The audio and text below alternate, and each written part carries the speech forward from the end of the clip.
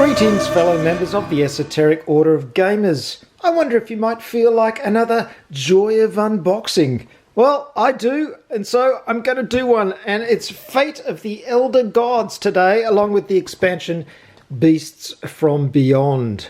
It's a wicked game of summoning supernatural evil for 1 to 4 players. And I have to say, it is a slightly similar theme to Evil High Priest by Peterson Games, which was also playing the bad guys and summoning great old ones from the Cthulhu mythos. I don't know which one came first. It doesn't matter. They're pretty different games as far as I can tell. It's just a similar theme. And let's face it, we've got lots of similar themes in gaming these days. But this one has got some really good reviews. It looks quite fun, and I thought I'd just grab it. So let's get started. It's time to unbox. Now, of course, I will be doing a rules summary for this game, as I always do. So you can look forward to that if you play Fate of the Elder Gods. So let's have a look inside. And there we have a rulebook. Whoa, it's a garish kind of rulebook, isn't it? Look at those colours. Looks like something out of a 70s prog rock album. Here are our rules. And this is sort of a worker placement game. You place your cultists around the board on these various locations to do things. You also get raided by investigators. It is actually quite similar to Evil High Priest, but there are similarities and there are differences. There's also spell cards which allow you to cast spells. And I've got the shadow of my camera on the rulebook, which is very unprofessional of me. I do apologise for that. There's the rulebook. Very good. Oh, I've got the black inside of a box. There's something about a black inside of a box that I quite like. Right, here we've got the actual cards for the different gods, elder gods. There's good old Cthulhu. Big illustration on the back. Thin, but you know, these sheets often are. These all have a special ability, of course, depending on which one you pick. And if you pick one, that is in fact your lodge. I'm going to get rid of that shadow because it's really annoying me. Just excuse me for a moment. There we go, it's magically gone. That was much better, isn't it? I had the overhead light on. How silly of me. Right, so there's our sheets. Here's the illustrations on the back. Cosmic horror in plenty. There we go. Oh, God, aren't they horrible?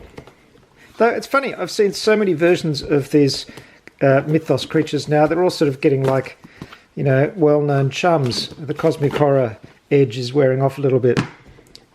Got some counters, nice thick cardboard, very thick cardboard. In fact, it's black lined card too, which is a nice touch.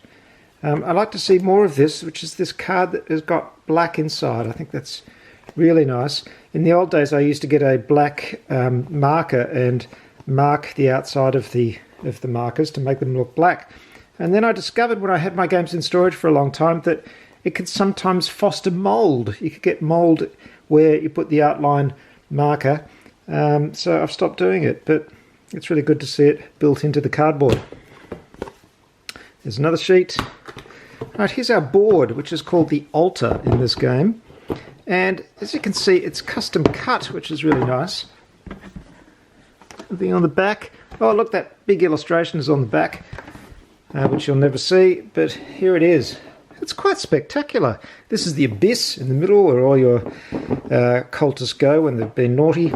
And these are the various locations: Otherworld, Library, The Gathering, Streets of Arkham, The Ceremony and Museum.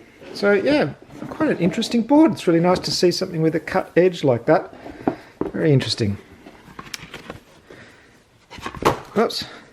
And oh look, the quality goes on. We've got a lovely moulded insert here. And yeah, really nice. We've got, these are just marker pieces. These actually just are used on the board as markers, but as you can see, they're quite detailed miniatures. Really good quality stuff. We've got some Investigator Miniatures. In this game, of course, you're the bad guys, so the good guys are the bad guys, if you know what I mean. So, how many different types? There's a female investigator. Oh, they're all female investigators. Well, that's a nice change, isn't it? They're all the same, and it's a female investigator. Well, that's good. Equal opportunity. Excellent. That's what she looks like. Ready to hunt down those nasty cultists, which are, in fact, you. So we've got all those.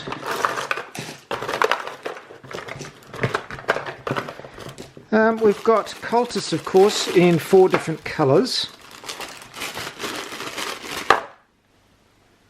That's a very nice looking piece. That's our cultist. 4 different colours, as I said. We've got some custom dice and a couple of meeples with a design on them. That's a nice touch, putting a design on the top of the meeple. And then we've got some cards. These trays don't look big enough to hold sleeve cards, which is a shame.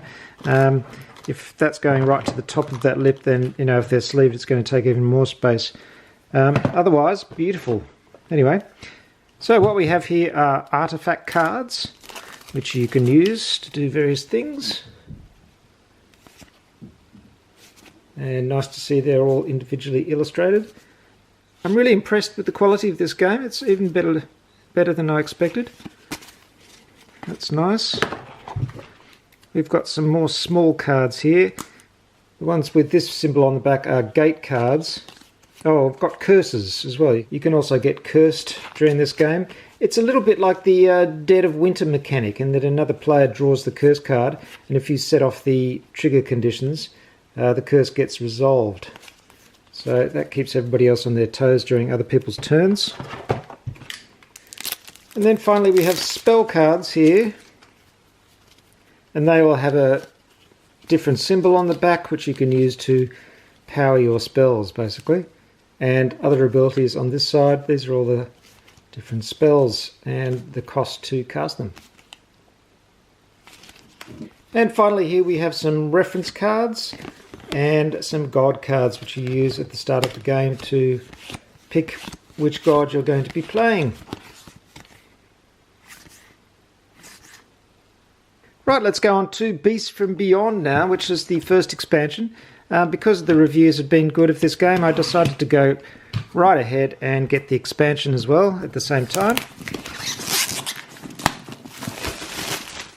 And I do believe there's another expansion on the way.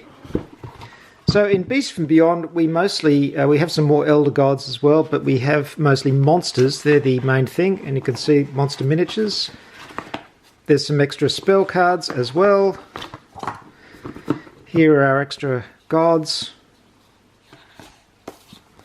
Oh, good old Dagon, Shub-Niggurath, Yig, Getlithlithlith. And of course they're the charming illustrations on the back. Very nice.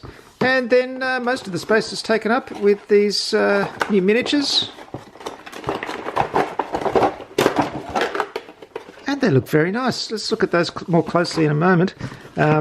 More cards. They're the cards, again, to draw the gods at the start, and reference cards and such. And more small cards. They're the spells.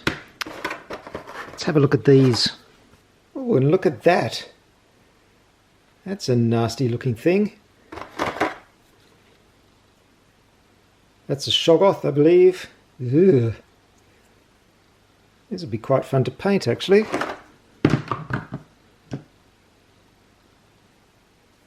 That's horrible. These are really good, aren't they? They're actually surprisingly good. I wasn't expecting much. I thought they'd just be board game pieces, but they're actually quite nice sculpts. There's 3 of those. There's a flying snake thing. Got a few of those. Ooh, hold on. Yeah, that's probably a Migo. Yuck.